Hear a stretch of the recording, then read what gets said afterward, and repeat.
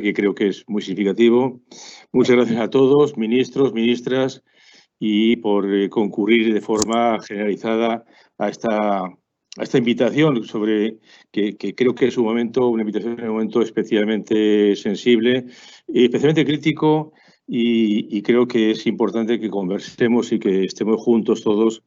Y muchas gracias a Otto Granado, nuestro presidente del Consejo Asesor de la OEI, que es una especie de consejo de sabios que la hoy tenemos, que nos orientan, ayudan y nos dicen lo que está bien, lo que está mal y cosas que son referentes para nosotros muy, muy valiosos para construir el programa de trabajo de la OEI. Muchas gracias a los ministros y ministras por su participación, como decía antes. Ha habido una asistencia plena de todos los países centroamericanos. Y por mi parte, hacer una muy breve intervención. Creo que, en primer lugar, lo que estamos haciendo es en sí mismo, desde un punto de vista, digamos, simbólico, positivo y valioso. Damos imagen de que podemos estar juntos, pensando, compartiendo y aportando de manera conjunta y compartida, tanto los gobiernos de la región centroamericana como dos organizaciones de cooperación multilateral, como es el SICA y como es la OEI, que somos decanos, tenemos una larga trayectoria. Y damos esa imagen de trabajar juntos, de coordinarnos, que es una imagen, digamos, de colaboración positiva y de fortaleza. Ese es el primer mensaje que creo que es notable y que tenemos que tener y avanzar en él. El secretario general del SICA, Vinicio Cerezo, sabe que desde que llegué yo a la OEI ha habido ese ofrecimiento y creo que estamos avanzando en él, y estoy convencido que con el conjunto tipo de organizaciones multilaterales de la región vamos a trabajar juntos y a reforzar nuestros lazos y nuestros aportes, especialmente a partir de este momento, que es un momento de crisis. Estamos viviendo una crisis insólita, inaudita, inesperada. Cualquier calificativo es válido. Pero es una crisis que, como todas las crisis, es un momento de oportunidad. Tenemos que ver cómo salimos de ella, y vemos cómo salimos de ella trabajando, digamos, en lo que yo he calificado ya en algún lugar como tres frentes. El primer frente es combatir el virus, es el frente de la salud, es salir sanos y salir todos al ser posible y, atajar la pandemia lo antes posible. Creo que ese es el frente que es indiscutible y es el primero. El segundo es el efecto, el impacto que está teniendo la pandemia en nuestro sistema de protección social, entre ellos la educación y la cultura. Genera un impacto negativo, que tenemos que ver la manera de que mientras dura la crisis, cómo paliarlo, cómo ese impacto sea lo menor posible, y después pensar en el futuro, y que una vez que salgamos de esta crisis, tener información fidedigna, tener, digamos, certeza, tener evidencia de qué es lo que tenemos que hacer para que todo esto, digamos, sea ya un largo y un recuerdo lejano, y que reforcemos nuestros sistemas de protección social.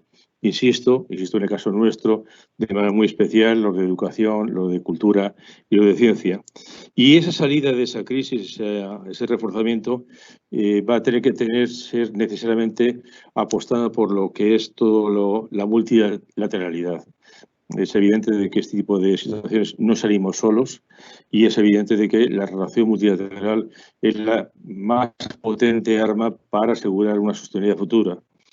Y la relación multilateral es trabajando conjuntamente con los gobiernos de una región como es Centroamérica, una región en la cual tenemos una agenda muy importante de desarrollo social, y trabajando juntos, como decía antes, organizaciones como son el SICA o como es la OEI, que creo que tenemos, instrumentos, conocimientos y capacidad de interlocución para hacer esfuerzos conjuntos y caminar adelante. Por mi parte, es solamente esta pequeña reflexión de introducción y bueno, pues un poco seguir con todos, trabajando como estamos haciendo ya. Hemos hecho ya con todos los países, aportando contenidos digitales de forma gratuita, contenidos audiovisuales, formación para docentes.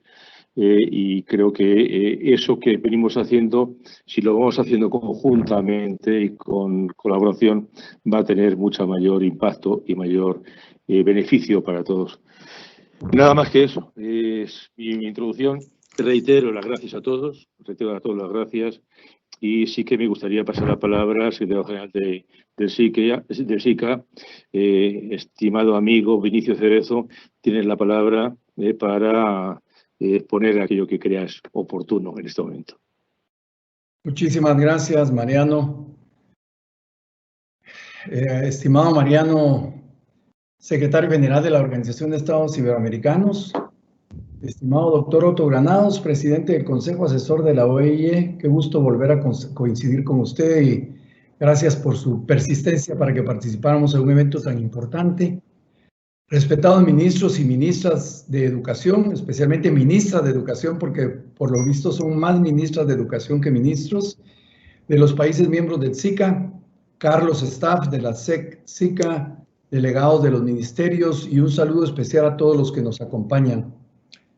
En primer lugar, felicitar a la OIE por la organización de este espacio que permite compartir las líneas de acción que los países de Centroamérica a través de la SICA han tomado en materia de educación y los principales retos que han representado para la región en la emergencia sanitaria generada por el COVID-19, los cuales no solo se han abordado a nivel individual, sino también de forma articulada como región. Desde los inicios de la emergencia sanitaria, el sistema de la integración centroamericana SICA se ha mostrado presente. Solo un día después de que la OMC declarara la COVID-19 como una pandemia a nivel mundial, los jefes de Estado y de Gobierno de los países miembros del SICA sostuvieron una reunión virtual extraordinaria en la que aprobaron la Declaración Centroamérica Unida contra el Coronavirus. Esta declaración estableció los primeros pasos para la acción conjunta de los países, de modo que como parte de los acuerdos adoptados se elaborara el plan de contingencia regional como una respuesta regional orientado a complementar los esfuerzos nacionales para la prevención, contención y tratamiento de la COVID-19, de manera que se equilibre tanto la salud como la economía, además de otros sectores como seguridad alimentaria y nutricional, igualdad de género, inclusión de grupos vulnerables, entre otros. En el ámbito de educación, la pandemia ocasionó que casi 180 millones de niños y jóvenes dejaran de ir a sus colegios y facultades para permanecer en casa. Esto es un fenómeno único en la región, lo que podría representar un proceso normativo más débil, como al menos 15% de pérdidas en el aprendizaje. Estamos hablando de toda la región. Y responde al hecho que actualmente millones de niños y jóvenes de la región no tienen acceso a Internet. Pues según estudios de la CEPAL, el 47% de los hogares no tienen acceso en nuestra región a Internet ni conexión, por lo que no pudieron recibir los contenidos educativos impartidos en plataformas digitales. Esta es una situación preocupante. Antes de la pandemia nos encontrábamos con cifras positivas a nivel de educación superior que a comparación de años anteriores jamás habían sido tan altos. Sin embargo, debido a la brecha digital, el analfabetismo digital del cuerpo docente, por decirlo de alguna manera, entre otras circunstancias, alrededor del 70% de estos jóvenes podrían tener dificultad para culminar sus estudios. Esto nos deja en evidencia que existe la necesidad de crear un nuevo modelo educativo regional, que tome en cuenta que la tecnología y la educación deben de ir de la mano. Necesitamos un modelo híbrido que contemple lo presencial y lo digital. La digitalización educativa es una herramienta muy útil que se puede implementar a nivel regional siempre y cuando se traduzca de un discurso político a políticas públicas educativas reales y factibles para todos. Ahora se sube el reto de preparar el retorno a clases, que implica la reapertura y el funcionamiento seguro de los centros educativos, además de la necesidad de fortalecer los recursos de pedagogía a distancia de los ministerios de educación de la región para suplir la escolaridad presencial. Para la consecución de estos objetivos es necesario construir un puente entre todos los ministerios que implique una planificación y organización de la actividad educativa, teniendo como fundamento el elemento tecnológico, pero sobre todo la inclusión. Lograr que la educación alcance un 100% de cobertura sin perder de vista el factor de calidad. La educación es un derecho fundamental al que todo ser humano debería de poder tener acceso, pero para nosotros es además un instrumento fundamental para el desarrollo que tenemos que proponer y llevar a cabo en los próximos años.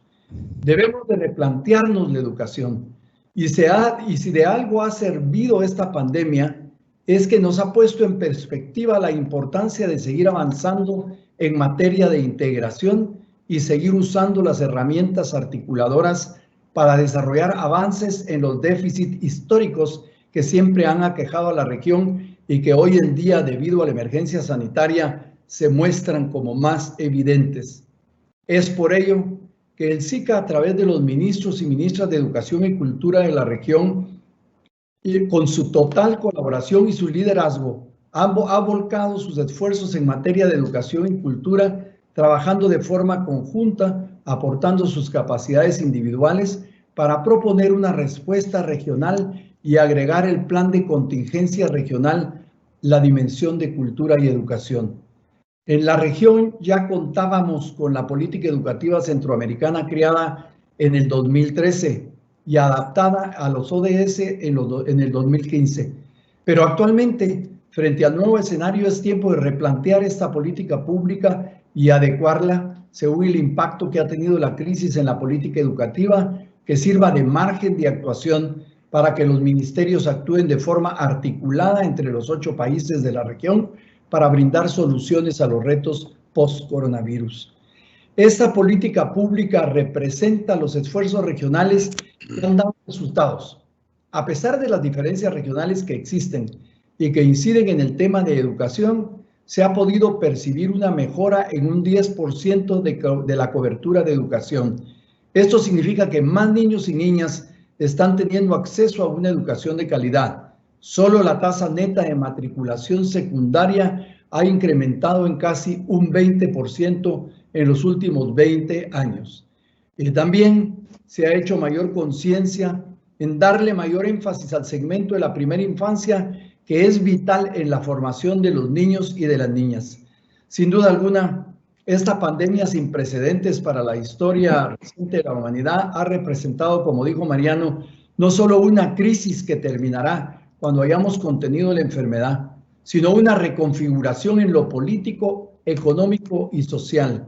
Hoy más que nunca se vuelve imperante que exista una gran articulación regional para salir adelante, con la esperanza y la energía puestas en la reconstrucción, en las medidas innovadoras, en el futuro que podemos diseñar en conjunto. Estimados amigos y amigas, nos enfrentamos a la crisis más grande de nuestra historia reciente, pero soy de los que les gusta ver la crisis, como dijimos, como una oportunidad. El meollo de todo el asunto es cómo pensamos la educación, porque la pandemia no nos trajo todos los problemas. En buena medida, solo ha dejado el desnudo nuestros más enormes desafíos.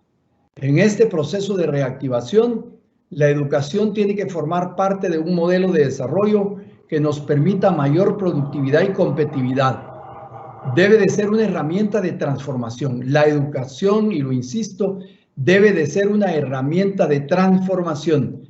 Y esa transformación debe ser un pilar de los conceptos, la integración regional, no como un concepto etéreo, sino como la posibilidad de resolver problemas en conjunto, de transformar realidades de la única manera que es posible hacerlo, en equipo.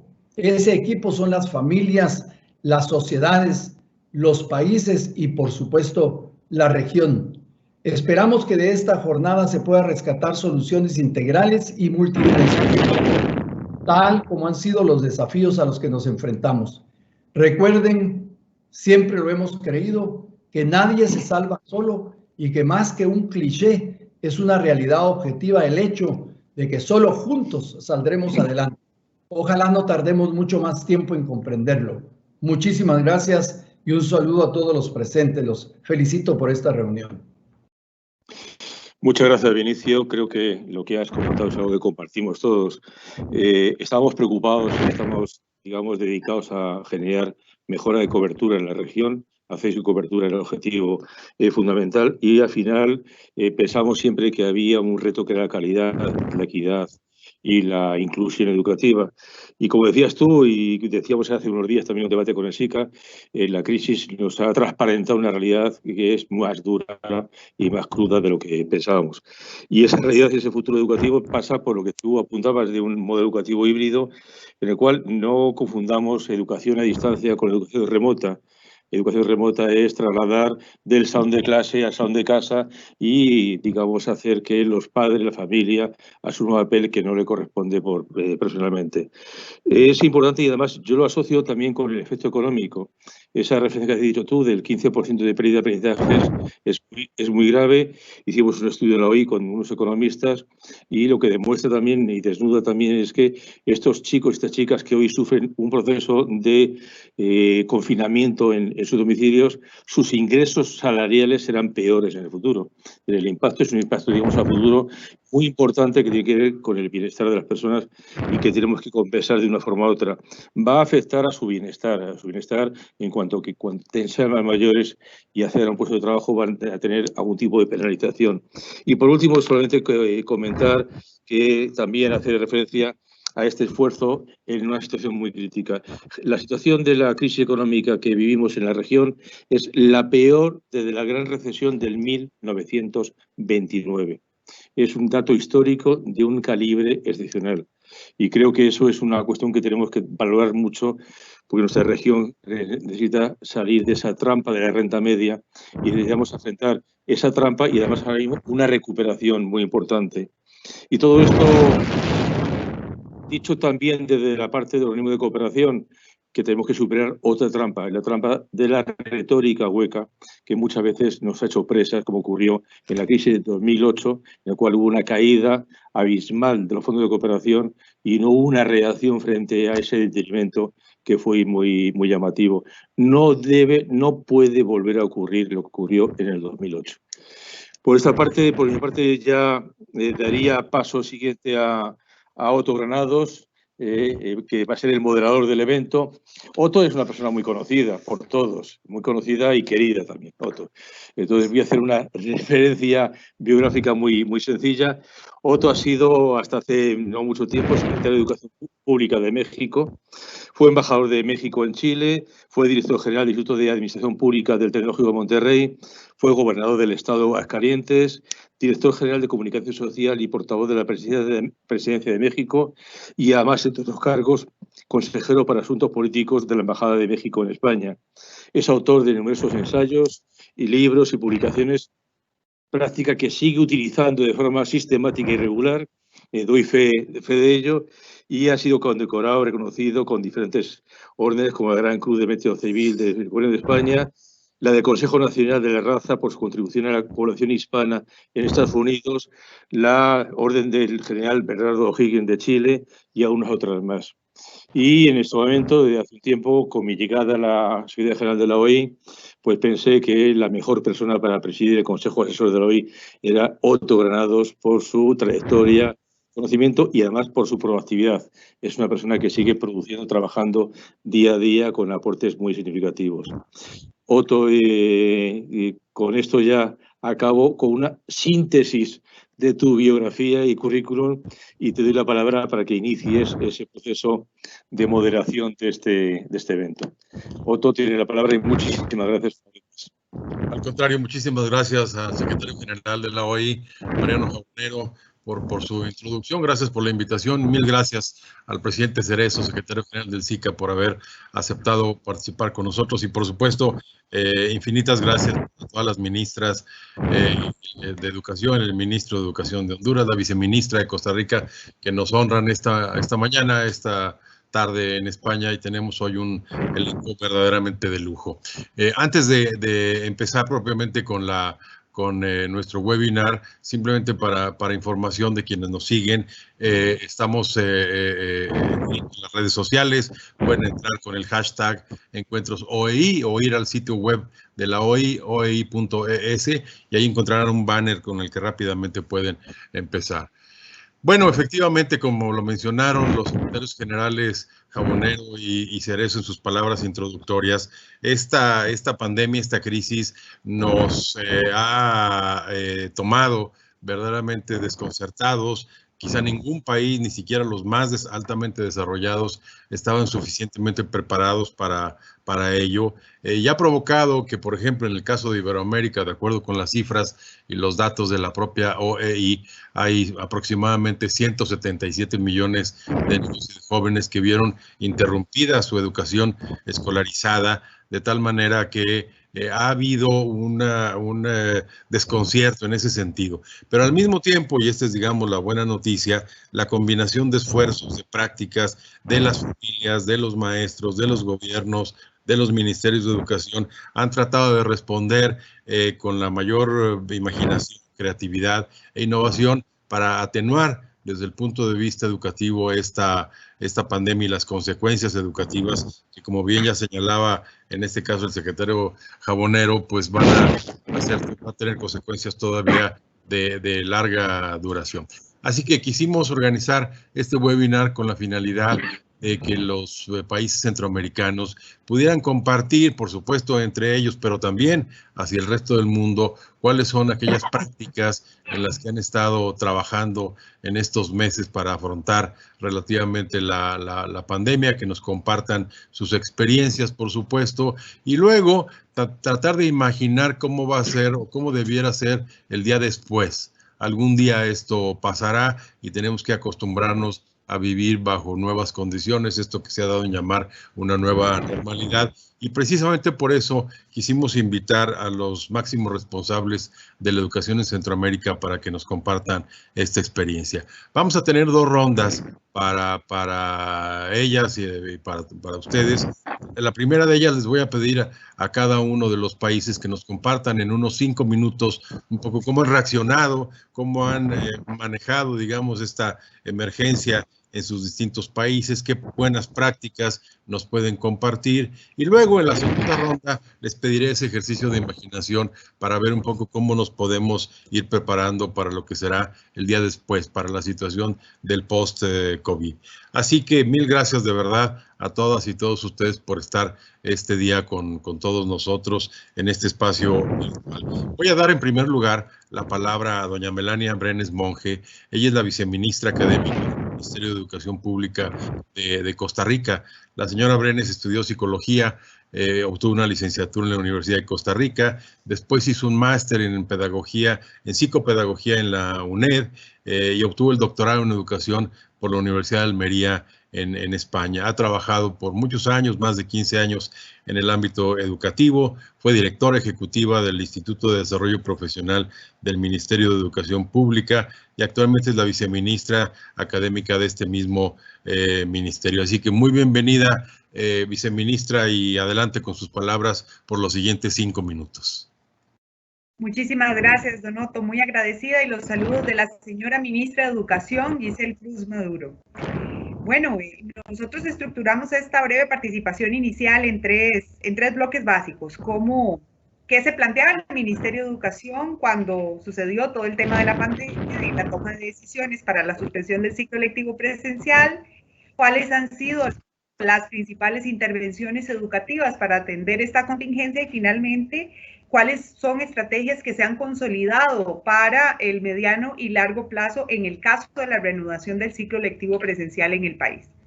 Bueno, este momento de pandemia llegó a Costa Rica cuando teníamos trazado un plan anual operativo muy enfocado y alineado con el Plan Nacional de Desarrollo a nivel nacional, donde están totalmente alineados con el incremento de la cobertura en la educación preescolar, que ya es bastante amplia, pero que queríamos trabajar en aumento de esa cobertura, y donde tenemos más del 92% de estudiantes. Prácticamente tenemos coberturas país de más del 90% de la educación primaria y secundaria, y también estamos trabajando en la disminución de los porcentajes de exclusión escolar, sobre todo en la secundaria. Entonces, teníamos además un plan muy importante de implementación de la política educativa que llamamos política de transformación curricular, sobre todo encaminada al desarrollo profesional de los docentes para su puesta en práctica. Cuando el 13 de marzo Costa Rica toma la decisión de la suspensión del ciclo lectivo presencial, una de las primeras acciones que se desarrolla es mapear las diferentes poblaciones meta en donde las intervenciones educativas eran medulares. Este proceso de planificación dio pie a un gran plan nacional, a una gran estrategia que se llama Aprendo en Casa, que tiene un subcomponente que es el apoyo educativo a distancia, que es, por así decirlo, la intervención educativa general y que busca la articulación y sostener el vínculo educativo de servicio educativo con nuestros estudiantes, y también algunas estrategias complementarias de apoyo curricular a través de radio, televisión y medios digitales.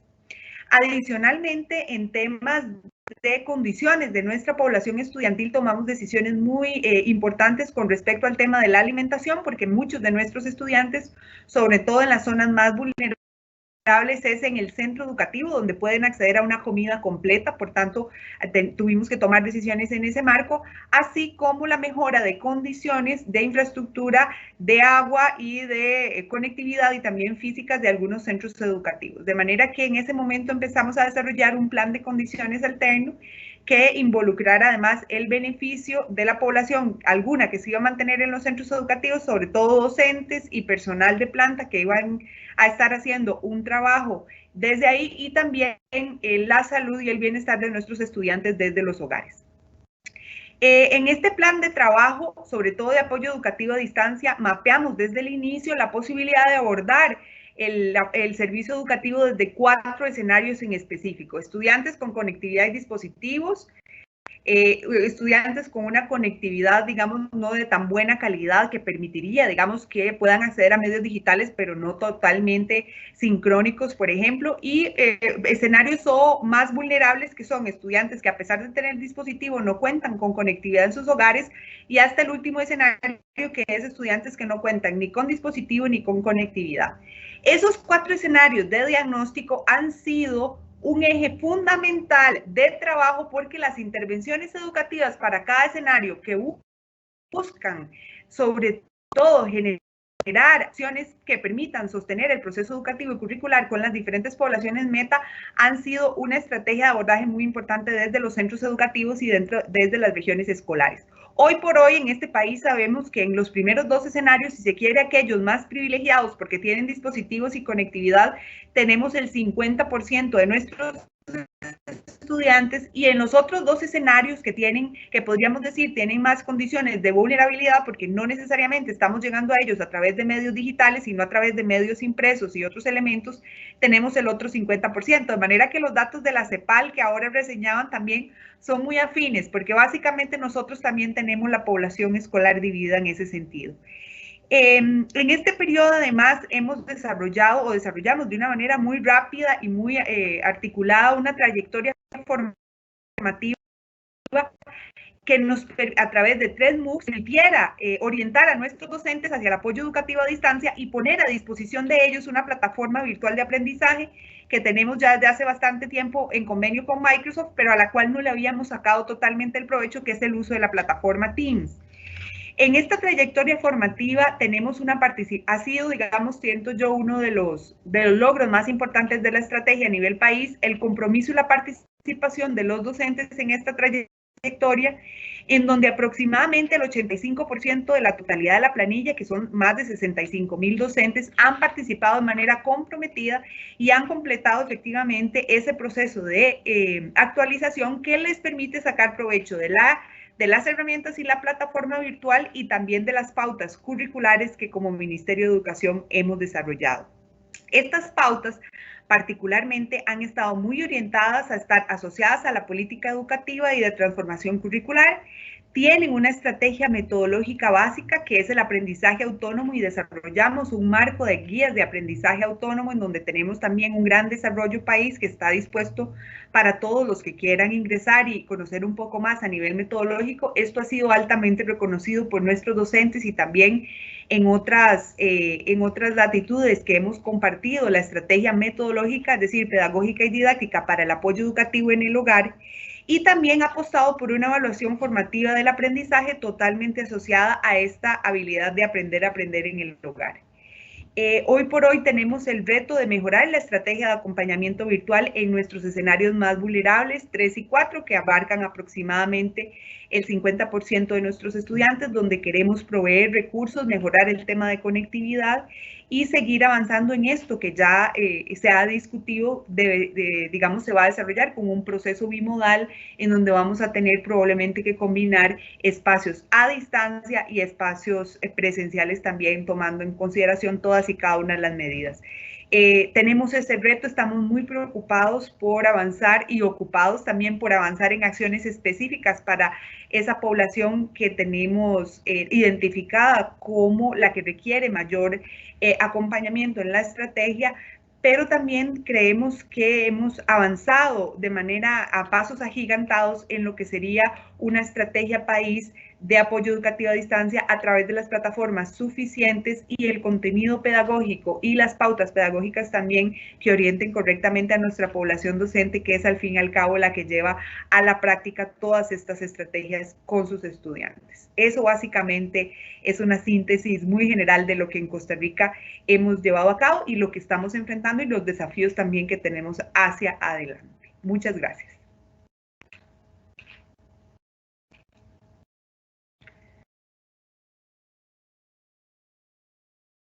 Disculpe, don Otto, no lo escuchamos.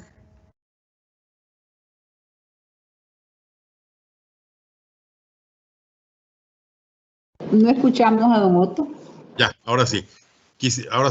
Quizás en la segunda, mil gracias, viceministra. Muy interesante lo que han hecho en tan poco tiempo y tan rápidamente en Costa Rica. Y quizás en la segunda ronda les voy a pedir a todas ustedes que también nos comenten un poquitín, si es posible, qué está pasando en la educación superior, que es un tema, digamos, también particularmente sensible, como lo mencionaban, por los efectos en el empleo y en el ingreso, como lo mencionaban Mariano Jabonero y Vinicio Cerezo en sus palabras iniciales. Ahora le voy a pedir a la ministra de Educación, Ciencia y Tecnología de El Salvador, doña Carla Ananía, que nos haga el favor de hacernos sus comentarios. La ministra es socióloga y politóloga que ha trabajado profesionalmente desde hace muchos años en el campo de los derechos humanos. Obtuvo un grado en sociología en la Universidad Católica de Lovaina, en Bélgica, y después la maestría en ciencias políticas de la Universidad Centroamericana José Simeón Cañas. Ha tenido una larga carrera en el sector público desde los años 80 en el área social del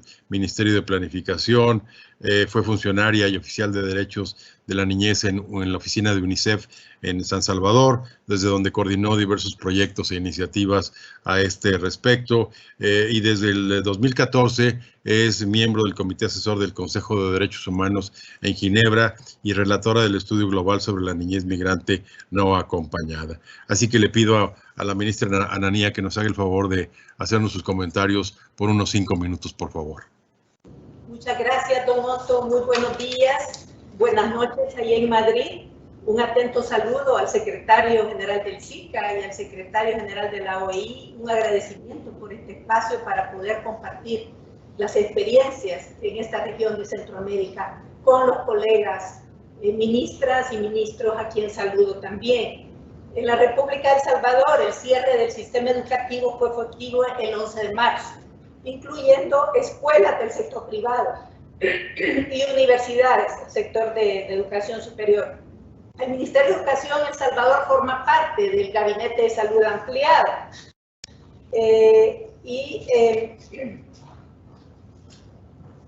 En ese sentido, estamos integrados desde un principio a todas las decisiones y los lineamientos que el Ministerio de Salud brinda para poder hacerle frente a la pandemia. También decirles que desde el primer momento, desde antes del 11 de marzo, antes de decretar el cierre de los centros educativos, organizamos el ministerio en 5 grupos de trabajo. Un grupo logístico, el grupo educativo, que es el encargado de garantizar la continuidad educativa, el grupo que ve el tema de prevención, tanto para los empleados como para los alumnos, comunicaciones y estadísticas, que es tan importante, como la señora ministra de Educación de Costa Rica lo acaba de mencionar. Es difícil, pero es necesario en medio de la pandemia analizar las diferentes características y condiciones que tienen nuestros alumnos y nuestros docentes para poder utilizar la tecnología. Y está también el grupo que trabaja en el tema de salud y que es nuestro vínculo con el Ministerio de Salud. Hemos trabajado en prácticamente 3 etapas y una cuarta que todavía no comienza, que tiene que ver con el retorno a la escuela. En un inicio echamos mano de todos los recursos que teníamos para garantizar la continuidad educativa. Estas 4 fases han sido la contención de la emergencia en un primer momento, la integración de las diferentes plataformas que se estaban utilizando, la digitalización de la educación que incluye el diseño de una estrategia multimodal o multiplataforma de enseñanza, similar a la que acaba de mencionar la señora ministra de Costa Rica, puesto que tenemos que acostumbrarnos y prepararnos para enseñar en diversas plataformas y a partir de diferentes modalidades.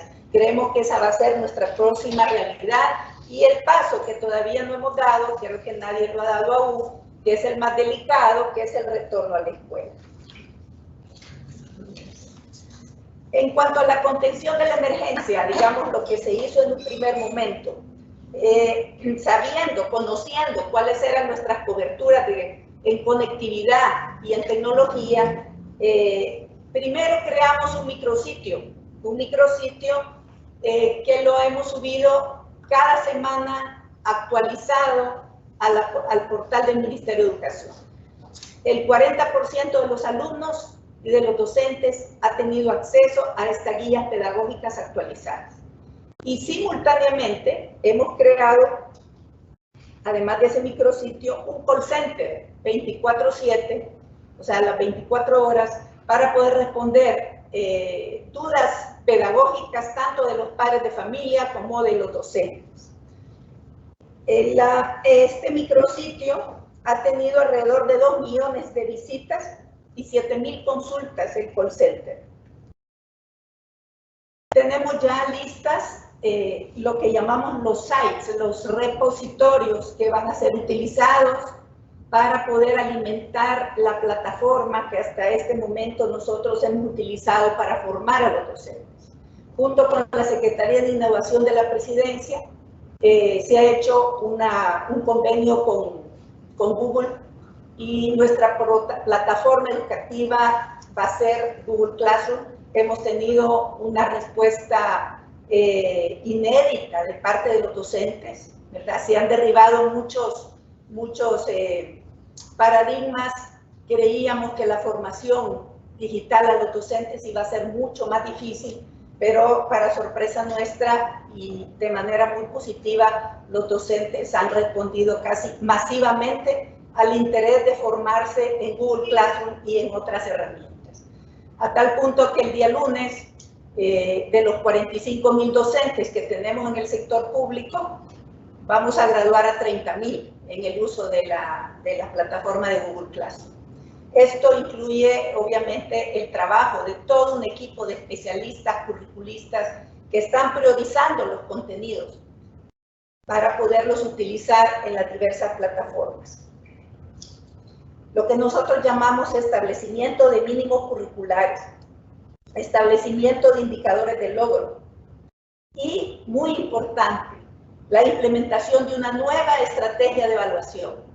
Nosotros no podemos pretender seguir evaluando de la misma manera cuando vamos a comenzar a enseñar de diferente forma.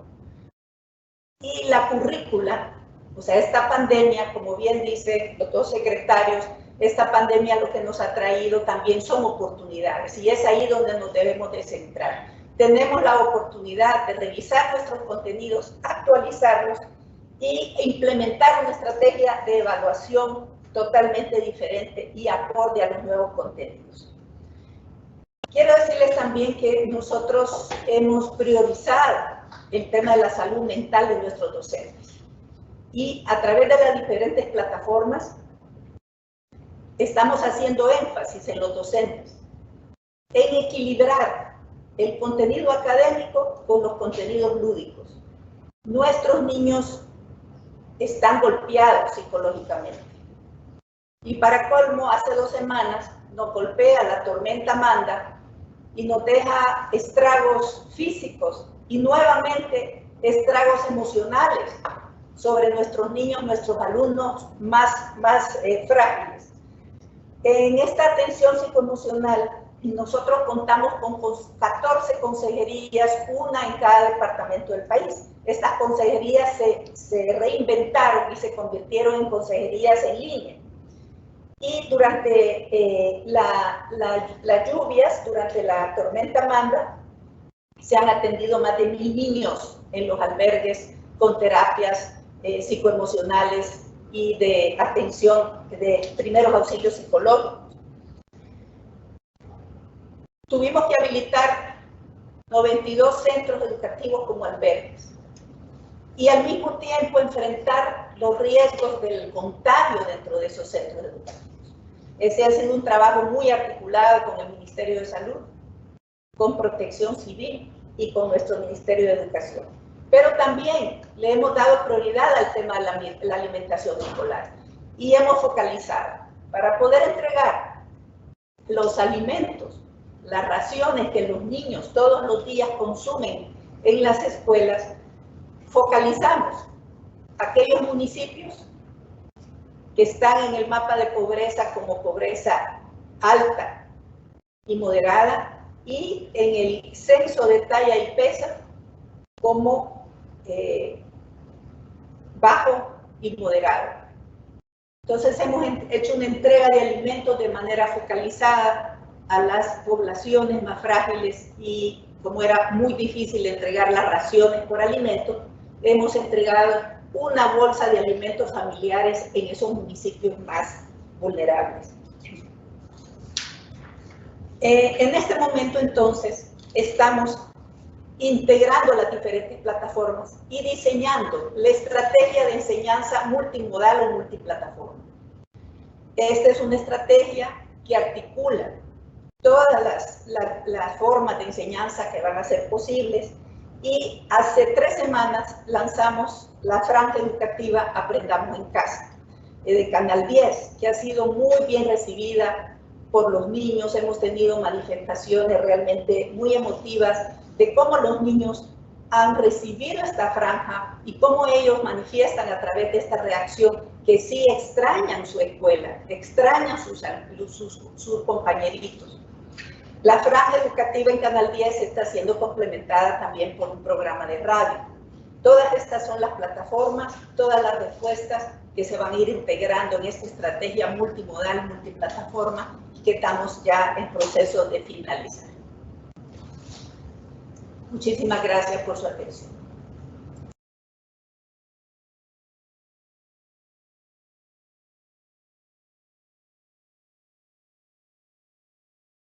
El micrófono.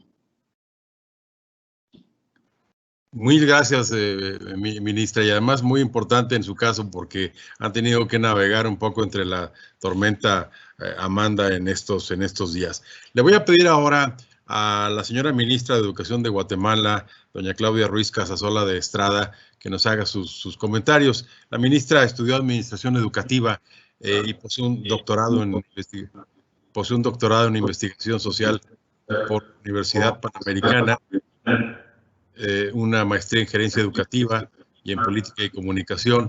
Ha tenido una experiencia ya de casi 30 años en el sistema de educación pública y la docencia en la educación superior. Ha ocupado varios cargos dentro del propio ministerio, como la Dirección General de Gestión Educativa. Así que nos va a resultar sin duda alguna muy interesante lo que nos comparta. Adelante, ministra, por los próximos 5 minutos. Muchísimas gracias. Un cordial saludo para todos los ministros de la región, viceministros, para el señor secretario general del Sistema de Integración Centroamericana, para usted, señor secretario María Carbonero, y para todos los que están siguiendo esta transmisión. Quiero aprovechar este espacio para solidarizarme con el ministro de Educación, Arnoldo Bueso, de Honduras. Estamos unidos en oración, deseando la pronta recuperación del señor presidente. Quiero comentarles en este espacio que en Guatemala lo primero que nosotros hacemos inmediatamente es trabajar una adecuación curricular. Teníamos 2 desafíos grandes en este momento. Trabajar una adecuación curricular para responder a la necesidad de acercarnos y cumplir la tarea de educar. Y también la necesidad de llevar la alimentación escolar que nosotros servimos en la escuela a los niños. Es importante mencionar que hasta este momento llevamos 68 días fuera de la escuela y la primera disposición presidencial surge el domingo 15 de marzo, cuando tenemos justamente el día 13 el primer caso de COVID-19 en el país. Pero nosotros, por instrucciones de nuestro presidente, ya contábamos con un plan, el que había sido dado a conocer a la opinión pública con fecha 5 de marzo, y que teníamos ya todo este plan con la etapa de prevención, respuesta y recuperación. En ese sentido, ya pasábamos de la prevención a la respuesta en el marco de la gestión de riesgo. Activamos el comité nosotros nos regimos por un sistema de gobernanza a nivel del Ministerio de Educación para atender todas las emergencias. Activamos el comité de gobernanza a nivel nacional, departamental y municipal, y empezamos justamente con esta adecuación curricular. En el marco de la adecuación curricular, quiero comentarles que el día 27 de marzo, justamente unos días después de haber suspendido el ciclo escolar, iniciamos con clases en la televisión. Y al igual que mis antecesores, analizamos los escenarios de la población guatemalteca, de la población del sector público. Tenemos estudiantes, obviamente, en el área urbana, pero tenemos también estudiantes intermedios, en áreas donde hay acceso al fluido eléctrico, conectividad, por lo tanto hay televisión y radio, pero luego están las áreas más lejanas, la rural, donde no hay acceso a fluido eléctrico y las condiciones son totalmente distintas. Teníamos que pensar en todos.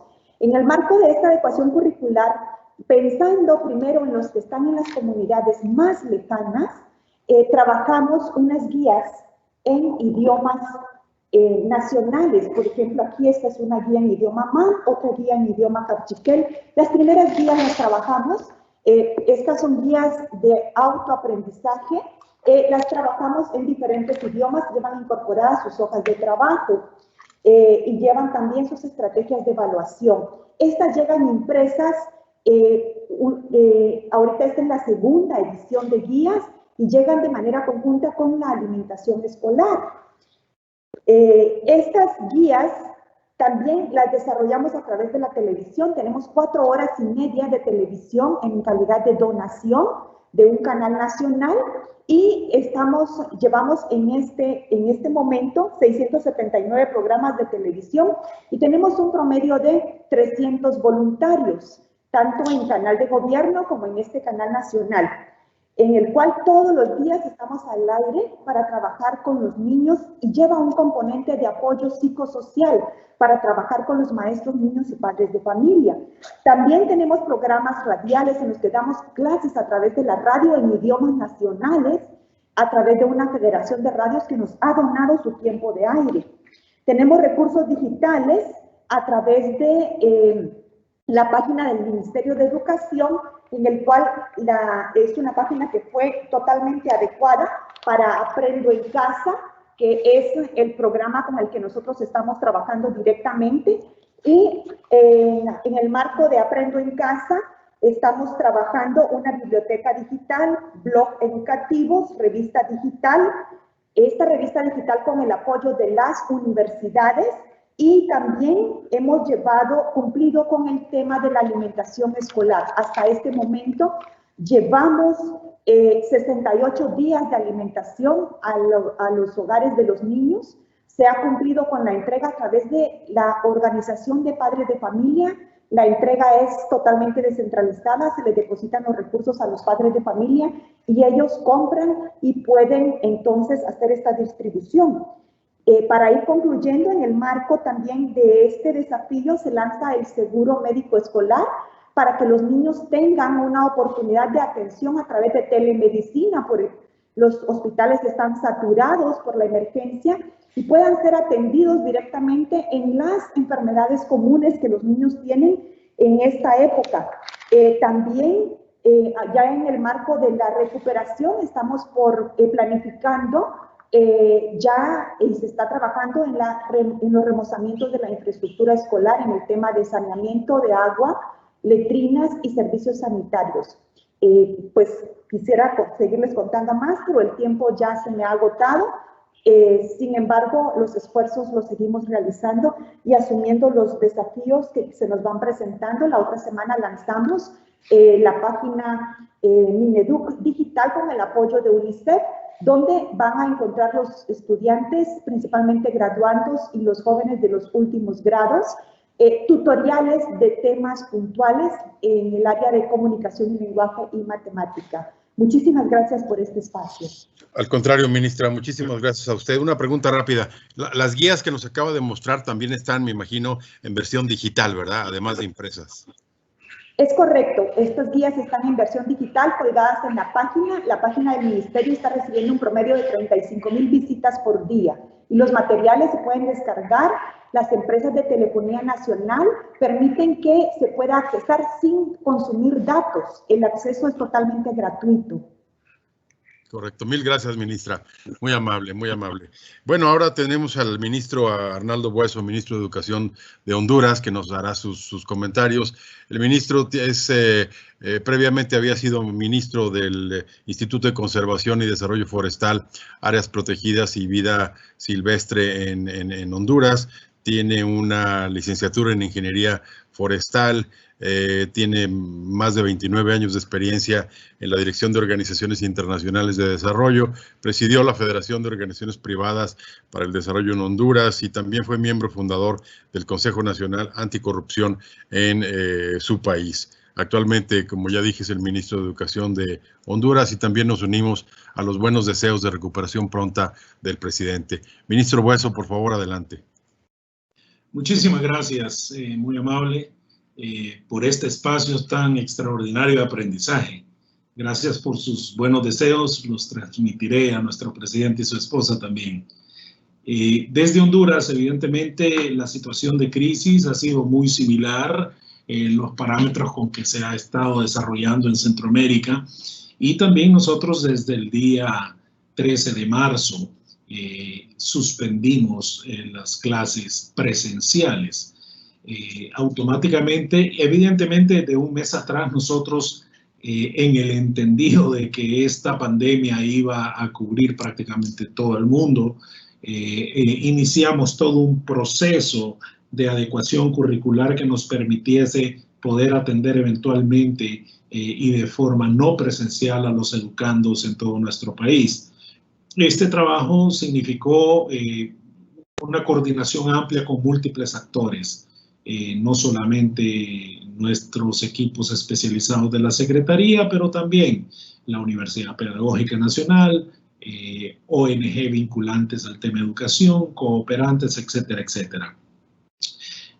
Cuando suspendimos las clases presenciales, iniciamos todo el proceso de atención no presencial que va orientado en 4 momentos diferentes. Y en el entendido de que el tema de la conectividad para utilizar plataformas virtuales es muy limitado en nuestro país y que probablemente solamente los educandos de media pueden tener acceso porque viven en zonas urbanas, hicimos una diversificación de opciones. Primero, y al día de hoy tenemos más de 125 canales de televisión que han dado de forma gratuita tiempo para que a través de programas pregrabados o transmisiones en vivo podamos atender a nuestra población de estudiantes, principalmente de prebásica y básica. Sumado a esto y en un acuerdo con CONATEL, que es el ente especializado para las telecomunicaciones en Honduras, se logró un acuerdo con todas las compañías de cable de televisión en el país para que pusiesen a disposición 2 canales de televisión en todos los lugares de Honduras, en todos los municipios, para de esa forma poder transmitir en Telebásica 1 y Telebásica 2 desde la Secretaría de Educación todos nuestros programas de atención no presencial a nuestros educandos. Sumado a ello, también se activó un programa de educación por radio que ha trabajado por muchos años en nuestro país, le denominamos el IER, y que ahora tiene una cobertura nacional. Y entonces, finalmente, con todas nuestras plataformas virtuales de acceso para atender a esta población de media en el entendido de que son los que tienen acceso al Internet. E insisto, es un serio problema. No tenemos amplia cobertura, pero también el acceso para que los padres puedan invertir esa etapa todavía no se ha superado. Y finalmente, el último elemento para atender a la población que no tiene acceso a esta tecnología que describí anteriormente, está todo lo que es la atención con guías impresas que se producen, se imprimen y se distribuyen a través de los gobiernos locales en las zonas principalmente rural dispersas de nuestro país, donde está esta población que no tiene acceso a la tecnología. De esa forma hemos logrado cubrir, probablemente no en su totalidad, a nuestra población de estudiantes. Y luego tenemos un mecanismo para poder trabajar con nuestros docentes, dar seguimiento, dar un acompañamiento y evaluar el trabajo que se está desarrollando. Se ha creado una aplicación, es una ODK que nos permite no solamente brindar los elementos necesarios para que los docentes hagan el trabajo respectivo, sino que ver cómo va el avance, evaluar cómo va el proceso, para de esa forma ir haciendo los ajustes necesarios en el entendido que aquí probablemente tenemos que inventarnos o reinventarnos a diario con esta pandemia que estamos viviendo. Esos son los mecanismos que estamos desarrollando actualmente de forma no presencial. Es importante mencionar también de que en términos de alimentación escolar, nosotros hemos desplegado todo el mecanismo de entrega de alimentos, evidentemente ya no bajo el esquema tradicional, sino que lo hicimos de una forma diferenciada, entregándolo a los padres de familia para que ellos en casa puedan entregar su alimento a sus hijos. Estamos en este momento con una segunda entrega y en ese sentido el trabajo fuerte va orientado en este momento para la atención no presencial. Otra parte es todo lo vinculante al retorno seguro a clases, pero tendremos el espacio posterior. Todo este trabajo de atención no presencial le denominamos Te Queremos Estudiando en Casa. Y ahí en ese espacio tenemos la oportunidad de poder coordinar con múltiples actores para poder nutrirnos y tener la oportunidad de escuchar otras voces para poder estructurar algo que sea todavía mucho más sólido. Muchas gracias. Mil gracias, ministro, muy amable. Déjeme hacerle dos preguntas muy rápidas. La primera, la barra de programación educativa, esta que está en los 125 canales de televisión y radio, ¿tiene un horario fijo todos los días, predeterminado? Sí, hay horarios fijos, son predeterminados y están definidos para prebásica, básica, también para media. Y el misma ODK que tenemos, la misma aplicación nos permite dar seguimiento para saber exactamente cómo ha sido el flujo. Y una segunda, hablaba usted de evaluación del proceso. ¿Han pensado ya o han hecho ya algún tipo de evaluación en materia de logros de aprendizaje de los niños y jóvenes? ¿O lo piensan hacer en el futuro? Lo estamos haciendo a través de la misma aplicación, nos permite dar un seguimiento. Podemos informar de que alrededor de un 75% de nuestra población, ya sea a través de la televisión, la radio, las guías impresas, el internet o las compañías de cable con el mecanismo que les expliqué, están atendiendo clases. Ahora estamos en la siguiente fase, que es evaluar el impacto que esto está teniendo. Muchísimas gracias, ministro. Ahora tenemos la participación de doña Miriam Raudes, la ministra de Educación de Nicaragua. Ella tiene una muy larga experiencia en la materia, por más de 36 años en la docencia. Es un caso también muy singular entre los ministros y ministras de Educación de América Latina y el Caribe, porque lleva en su cargo desde el año 2010. Nada más para referenciar, los ministros de Educación de América Latina suelen o solían durar 2 años, 3 meses aproximadamente. Así que después la ministra Raudes tendrá que contarnos por separado cuál es el secreto para un ministerio de larga duración. Hizo su maestría en educación primaria y es licenciada en Ciencias de la Educación con mención en Pedagogía, una maestría en Políticas Públicas y una maestría también en Educación, y por supuesto es experta en Pedagogía. Ya ha impartido numerosas conferencias sobre estos temas, así que nos va a resultar muy interesante sus comentarios de lo que están haciendo en Nicaragua.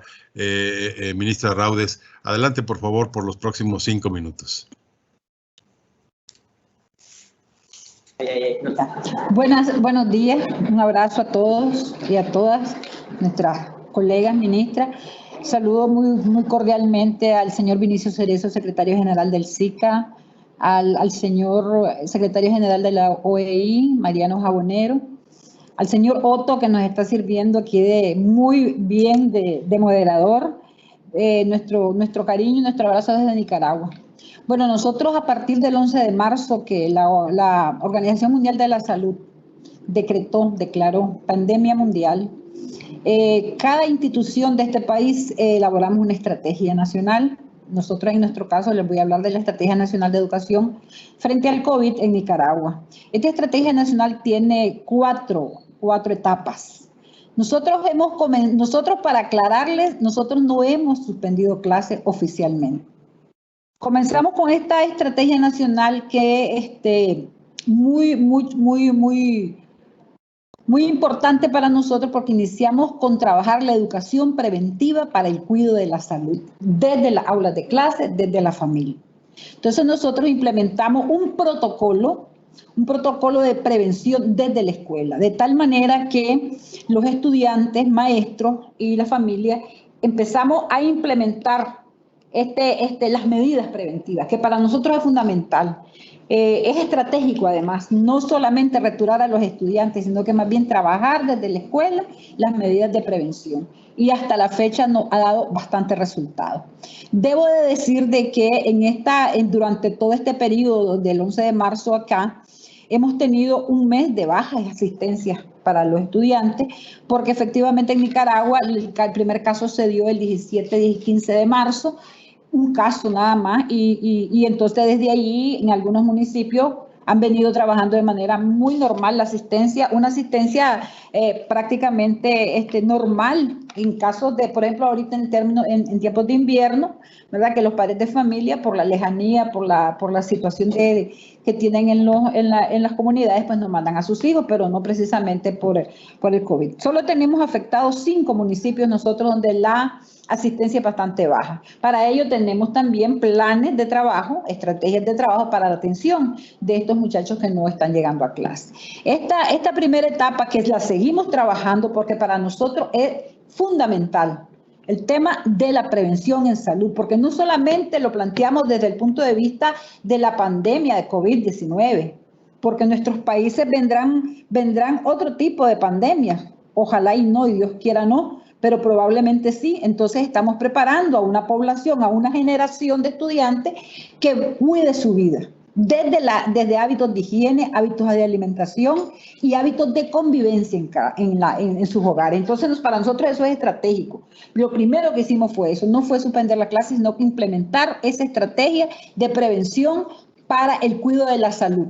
Y eso lo hacemos desde la escuela. Entonces, esa es la primera etapa y es sostenida, es sostenida. En esta primera etapa hemos sido muy apoyados por la UNESCO, por la Alianza Mundial para la Educación, por el pueblo y gobierno de China Taiwán, que nos han previsto de kits de higiene en cada una de las escuelas. Nosotros tenemos kits de higiene, pero sobre todo el hábito que los estudiantes deben de tener. Para nosotros eso es fundamental, porque podríamos haberlo retirado, pero este muchacho tenía que tener una educación en prevención de salud, porque es lo que nosotros consideramos correcto, que aprendan a prevenir todo el tipo de enfermedades, pero sobre todo a partir de esos protocolos de higiene y de cuidado de la salud. La segunda etapa que nosotros nos tenemos en esta estrategia, que aún no hemos llegado a ella generalmente, porque es la etapa de la educación no presencial con equidad e inclusión. Tenemos ya establecido nosotros todas las herramientas e instrumentos para afrontar si acaso nosotros no fuéramos no presencial. Afortunadamente, este gobierno había venido haciendo una inversión muy importante en tecnologías educativas y digitales. No podemos decir que el COVID, claro que nos sorprende porque la magnitud y el desafío es importante, es un desafío que nos hizo a nosotros replantearnos todo. Cuando yo oigo decir, y el después, cada día es un después para nosotros con esta pandemia. Porque hay otra realidad familiar, hay otra realidad escolar, hay otra realidad nacional. Entonces, para nosotros todos los días es un después, porque hay realidades que efectivamente cambiaron. Para nosotros, esta segunda etapa, tenemos la preparación nosotros de los maestros, justamente. Habíamos venido desde el 2014 haciendo esfuerzos de formación docente en tecnologías educativas.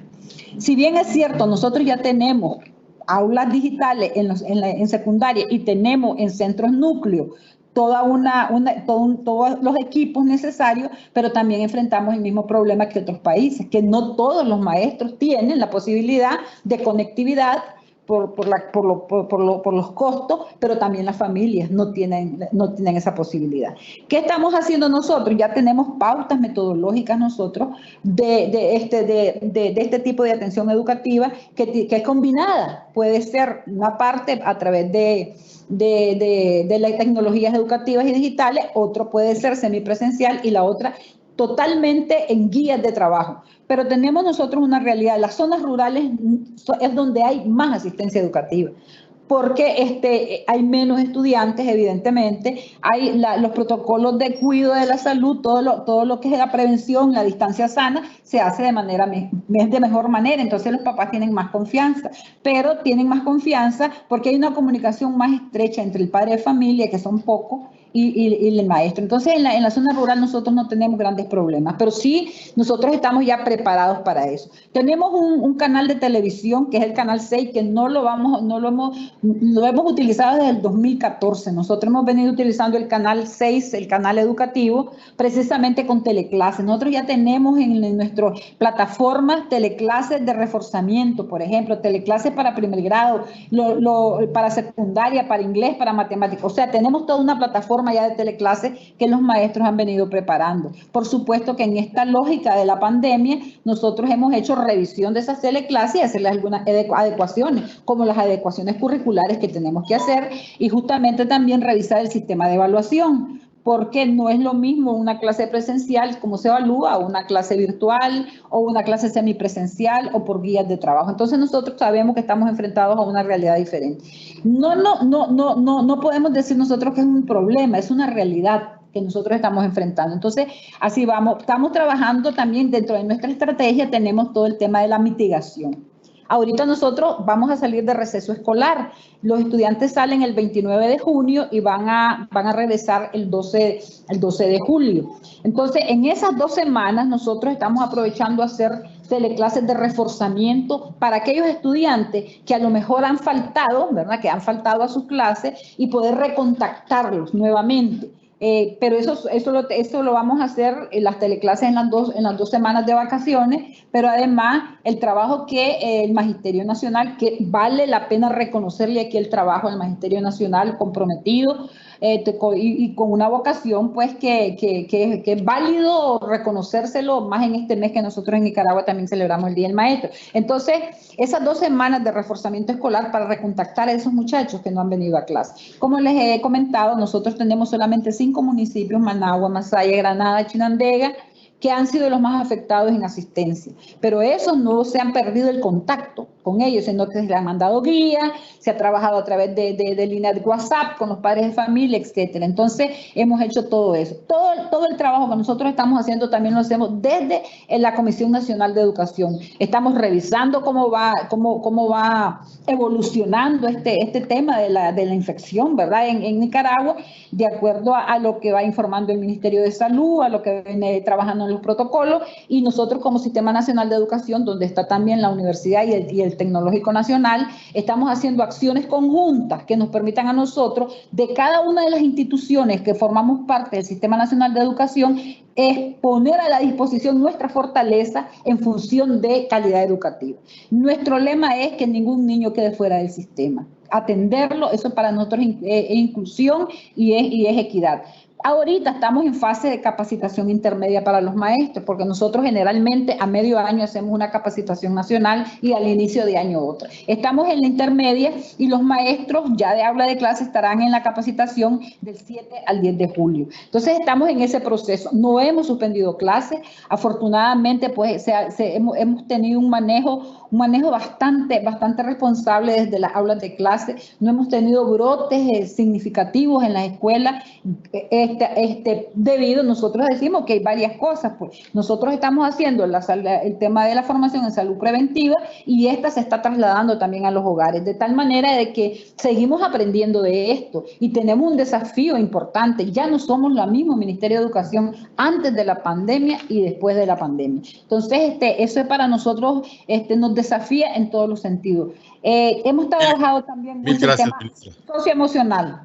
El tema de socioemocional, que para nosotros es fundamental, que lo trabajamos ahorita y lo hemos trabajado durante muchos años nosotros. Muchísimas gracias, ministra, muy amable. Y para concluir esta primera ronda, le voy a pedir a la ministra de Educación de Panamá, Maruja Gorday, que nos haga sus comentarios. La ministra Gorday tiene una larga experiencia, particularmente en educación especial o para atención de personas con discapacidad. Obtuvo una licenciatura en este sentido en la Universidad de Panamá. Ha dirigido el Instituto Panameño de Habilitación Especial, fue representante del Ministerio de Educación en el Consejo Permanente Multisectorial para la implementación del diálogo por la educación y seguramente nos va a compartir experiencias y prácticas muy interesantes. Adelante, ministra, por favor, por los próximos 5 minutos. Buenos días a todos, muchísimas gracias. ¿Me escuchan bien? ¿Me escuchan bien? Sí, le escuchamos bien. Aquí estamos haciendo algunas innovaciones. Bueno, muchísimas gracias a don Mariano por esta iniciativa de OEI con CEPSICA y a todos los colegas que he escuchado cada vez que los escuché antes de tomar la palabra. La verdad que me siento identificado como con el 99% de todas las preocupaciones, de todas las dudas y de todos los retos que han explicado. Bueno, trataré de resumir en 5 minutos nuestras iniciativas y nuestras propuestas de país en medio de, comentaba yo esta mañana en un foro previo, en medio de un cambio de paradigma que nos ha costado 500 años y que en 3 meses no lo vamos a solucionar. Nosotros hoy tenemos 100 días de haber suspendido clases y definitivamente ha sido un impacto sumamente fuerte desde la parte académica y la parte política, porque era nuestro primer año de gestión al frente del Ministerio de Educación, donde teníamos escasos 8 días hábiles de haber iniciado clases y más de 80 escuelas que aún no habían iniciado clases. Así que esto fue primero un momento de mucha confusión, como creo que es parte de todo el proceso de una emergencia, iniciando con un shock, ¿qué hacemos? ¿Por dónde comenzamos? Y sí tengo que recalcar que nosotros tratamos de darle un marco lógico, una secuencia lógica a la toma de decisiones. Quizás en algunos momentos puede verse algún atraso en algunas acciones, pero tratamos de darle un poquito de sentido para poder nosotros canalizar los recursos y también responder a esas indicaciones de un Ministerio de Salud que está al frente de la emergencia del país y donde todos conocen que estamos teniendo en las últimas 3 semanas no un rebrote, sino una incidencia muy alta de casos por la cantidad de pruebas que se realizan al día, que son más de 2.500 pruebas. Así que nuestro porcentaje de resultados positivos aumentó de un 15 a un 40% y eso nos lleva a otra realidad en este momento. Nosotros, como primer punto, ya cuando iniciamos las clases, la primera semana de marzo, el 2 de marzo, específicamente ya contábamos con un protocolo para la mitigación en centros escolares porque conocíamos de toda la situación que se estaba dando a nivel mundial y sobre todo precedido por los países de Asia y las medidas que habían tomado para esto. Este documento está colgado en nuestra página web, avalado por la OPS, y creo que es un aporte, ¿no? Porque este proceso de retos, de desafíos, de lágrimas, de dificultades, también nos fortalece en la generación de propuestas, en la generación de instrumentos y sobre todo recibir unos de otros esa transferencia de conocimiento y de información para podernos fortalecer. Yo creo que es lo más importante. Posteriormente nosotros instalamos a nivel de gobierno un centro de operaciones de emergencia donde el Ministerio de Educación es parte para poder colaborar con los insumos, con los recursos, con las instalaciones educativas que sirvieran de albergues temporales, que pudieran también ayudar en toda la gestión de operaciones de emergencia del país, que la coordina y la comanda el Ministerio de Salud, e instalamos posteriormente la coordinación de emergencia educativa, tratando de entender que una apuntaba a recursos para apoyar a la emergencia de salud y la otra para hacerle frente a la emergencia educativa. Yo sí tengo que recalcar que no nos lo esperábamos, así que nuestro primer paso fue busquemos qué tenemos en nuestros portales educativos, porque son portales, como algunas ministras me han dicho, ministros de consulta, donde son grandes repositorios de material que en muchas ocasiones no han sido validados o actualizados. Y decidimos, que yo creo que ha sido una de las riquezas más grandes, empezar a hacer alianzas con las ONGs, las universidades, las empresas privadas, las academias y organismos internacionales. Tengo que mencionar el apoyo que hemos tenido desde el día 1 de OEI, de CEXICA, de UNICEF, del BID, de PNUD y otros organismos multilaterales que están apoyando al país en forma incluso de apoyos no retornables, asistencia técnica, y esto ha sido muy valioso para nuestro proceso. Así que una vez nosotros instalamos este equipo de coordinación de emergencia, nosotros establecimos una estrategia organizada en 3 fases que apuntaba a restablecer el año lectivo a distancia, a garantizar los derechos a la educación y sobre todo resaltar y focalizar los grupos vulnerables, que además de las personas con discapacidad, los grupos comarcales, jóvenes y adultos, riesgo social. Para nosotros un grupo vulnerable en este momento son los más de 32.000 estudiantes que se gradúan de su último grado y que tienen que pasar a la universidad. Paralelamente nosotros iniciamos un proceso de acompañamiento con el Consejo de Rectores para buscar algunas formas de equiparar los cursos propedéuticos para el área de medicina, ciencias de la salud, buscar apoyo. Hicimos una alianza con 4 universidades particulares donde nos dieron 15.000 cupos en una plataforma gratuita para reforzar el área de la ciencia, del comercio y el área humanística. Al momento hay casi 17.000 estudiantes capacitándose en esa línea.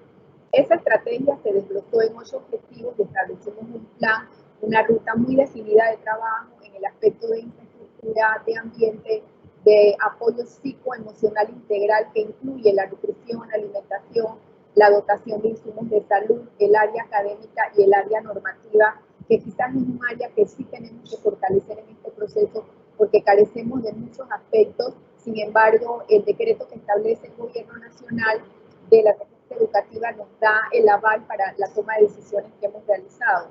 Nosotros hemos capacitado en 100 días alrededor del 45% de los docentes de forma gratuita con sus equipos tecnológicos, y de estas 43% prácticamente el 80% son capacitaciones de herramientas virtuales. Paralelamente a este proceso, estamos en un proceso de aval de plataformas de escuelas particulares. Nada de eso lo teníamos normado y eso ayudó también a poner un poco de organización y de orden en el sector particular, donde se daban muchos temas que se había que pagar, que si la plataforma cumplía, que si era una herramienta de gestión de aprendizaje, etcétera, y pudimos normar y establecer ese proceso.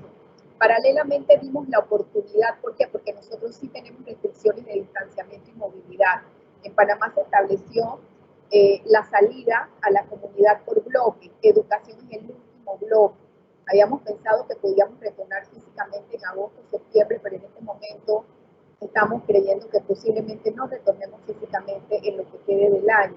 Así que nosotros iniciamos una serie de acciones y empezar a promover esa incorporación voluntaria a través de formatos y de aplicaciones comunicacionales y vectores de aprendizaje, no necesariamente plataformas estructuradas, para que las escuelas iniciaran a conectarse. A mucha satisfacción, tenemos en este momento casi el 25% de las escuelas en acciones voluntarias, auténticas y propositivas de una comunidad educativa que decidió buscar las alternativas para esas escuelas. En este momento no ha requerido mayor inversión de plantas centrales. Eso ha sido un súper apoyo. Nosotros el 30 de marzo teníamos 150 escuelas y nosotros el 30 de mayo tenemos alrededor de 700 escuelas ya, de 3.000 escuelas en ese proceso. Es importante resaltar que prácticamente el 30% de la población escolar corresponde a los 300 corregimientos más pobres y al área comarcal, donde obviamente por los docentes no estar en el área o los directivos se dificulta esto, pero para ellos también hemos desarrollado un plan de acercamiento. Por otro lado, es importante también resaltar la alianza que hicimos con todos los medios televisivos, no se quedó uno por fuera.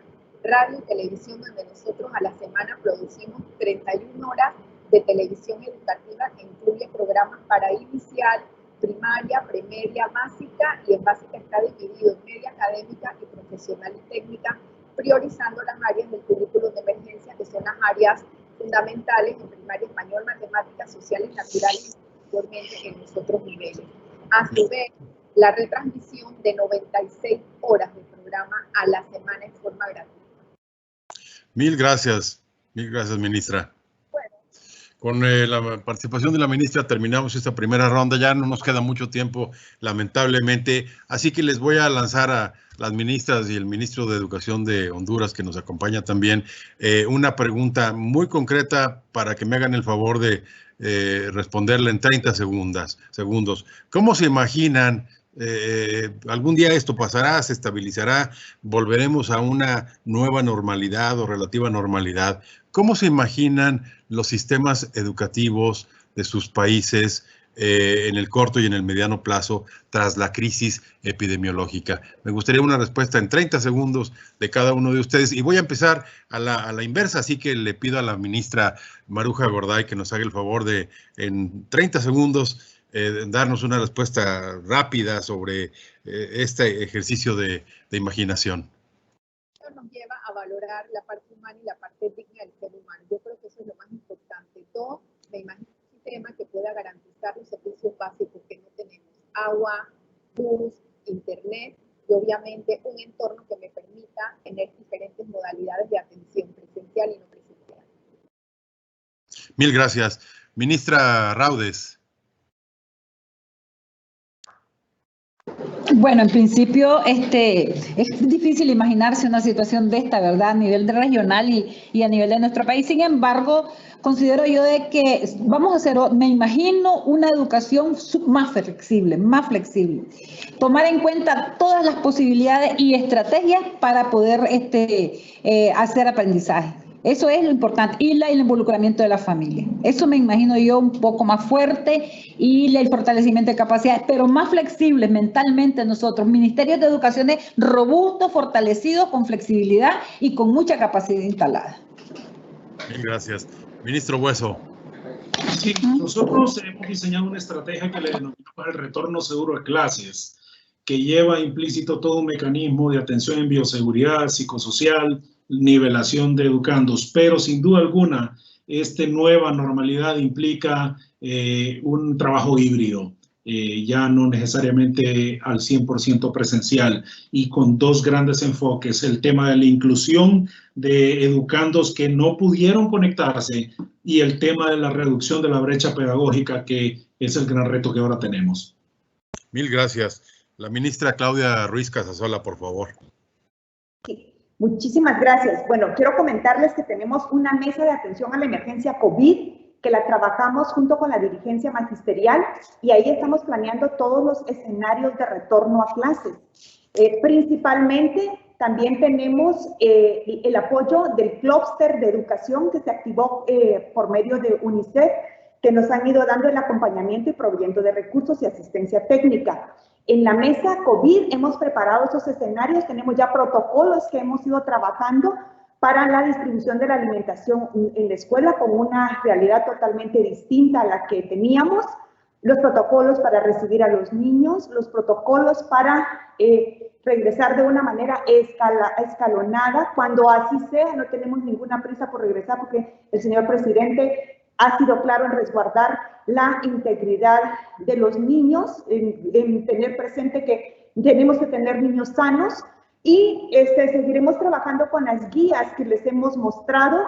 Estamos justamente con esas guías, solo que con el acompañamiento de docentes ya en aula y la atención siempre, aprendo en casa, no desaparece porque va a ser ya una combinación de lo presencial con el trabajo del maestro también a distancia, de tal manera que podamos ir complementándonos en esta nueva realidad. Nos estamos preparando también con protocolos para mantener ambientes limpios en la escuela y los remozamientos de los centros educativos principalmente. Mil gracias, mil gracias. La ministra Ananía, por favor, 30 segundos.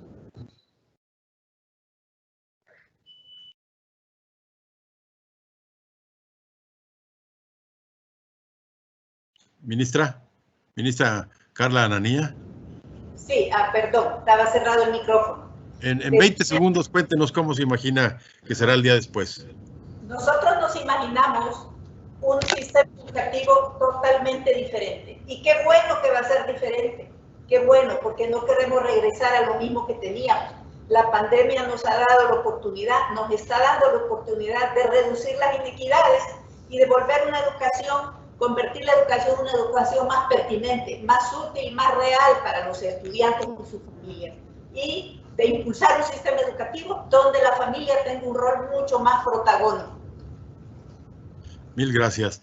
Y por último, la viceministra Melania Brenes, por favor, usted va a cerrar en 20 segundos. Muchas gracias. Desde Costa Rica nos imaginamos un sistema educativo que sea capaz de solventar la inequidad y las desigualdades generadas por las limitaciones de esta pandemia con estrategias eficaces y enfocadas a la población más vulnerable y además de todo con la mejora y la eficacia en la gestión a través de un sistema educativo conectado con una red educativa del Bicentenario y una plataforma que organice todos los sistemas del ministerio y que nos permita la toma de decisiones basada en datos para la calidad educativa nacional. Muchísimas gracias. Bueno, pues antes de devolver la palabra al secretario general Jabonero y al secretario general del SICA, don Vinicio Cerezo, creo realmente, y es una conclusión rapidísima, que ha sido muy, muy estimulante este día, porque si de algo podemos estar seguros es que nuestra capacidad de innovación, de imaginación, de resiliencia, como se dice ahora, es mucho mayor que los desafíos y los retos que nos ha planteado esta emergencia. Mil gracias y le pido a don Mariano Jabonero y a don Vinicio Cerezo unas palabras finales, por favor. Muchas gracias, Otto. Excelente trabajo realizado por ti y las aportaciones de las ministras y el ministro. Yo daría la palabra ya directamente al secretario general del SICA, Vinicio, amigo Vinicio, para que puedas dar unas palabras de despedida y ya después procedemos a la clausura del evento. Vinicio, cuando quieras. Muchísimas gracias. Bueno, para empezar debo decirles que ha sido un evento francamente interesante, de aplaudirse, por dos razones básicas. La primera es porque encontramos un esfuerzo enorme por innovar de parte de todos los ministerios de educación y de resolver los problemas que ha planteado la pandemia. Y esto me recuerda de nuevo, Mariano, lo que dijimos al principio. La crisis es una oportunidad si uno lo mira en positivo y con la decisión de superarla.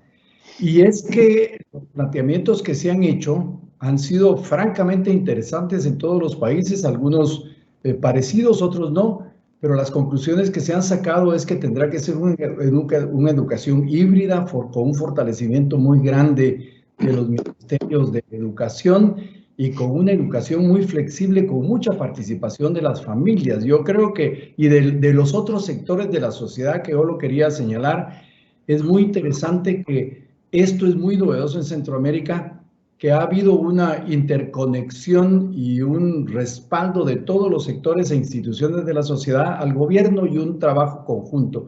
Para terminar, solamente quiero decir que me ha entusiasmado mucho, además, lo planteado por varios de los ministros, que lo importante es no retornar a los viejos sistemas educativos, sino que seguir adelante con todas las innovaciones y los planteamientos que hoy se hicieron, porque, como dijimos, la educación es fundamental para avanzar en la búsqueda de más equidad, más igualdad y, por supuesto, para fortalecer el instrumento humano fundamental para un proceso de desarrollo que sea justo, equitativo, incluyente y, por supuesto, cuidadoso del tema ambiental. Muchas gracias.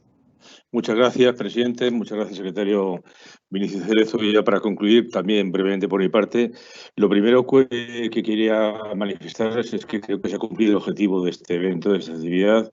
Hemos compartido experiencias, expectativas, ilusiones, esperanzas y ganas de trabajar juntos. Y ganas de trabajar juntos, que es muy importante. En segundo lugar, el día que empezó la pandemia, yo dije en la OI que la OI no cierra. Seguimos trabajando de otra manera, únicamente.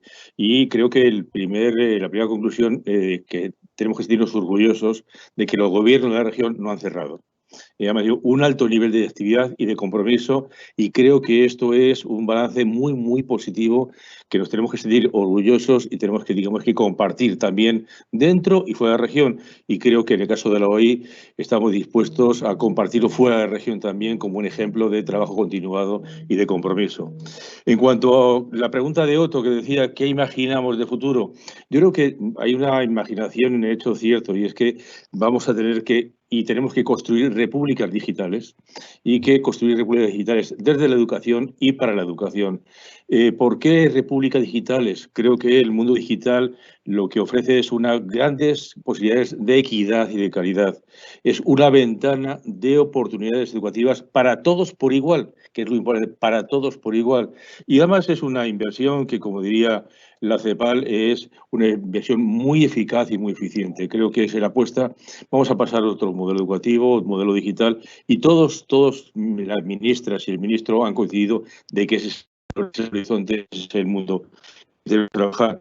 Creo que es la conclusión más importante, y ya para concluir, lo que haremos desde la OI es hacer una minuta de lo que se ha debatido y compartido en esta reunión.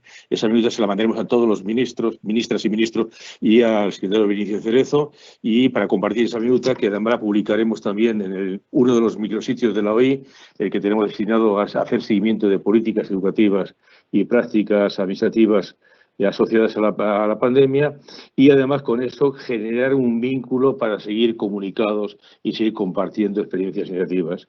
Ese es el camino en el que estamos, ese es el camino en el que nos justifica como entidades y como gobiernos y como entidades públicas.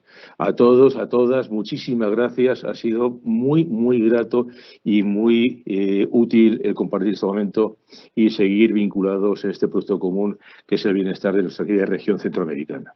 Muchas gracias. Muchas gracias a todas y todos. Gracias. Gracias, Otto, muchas gracias.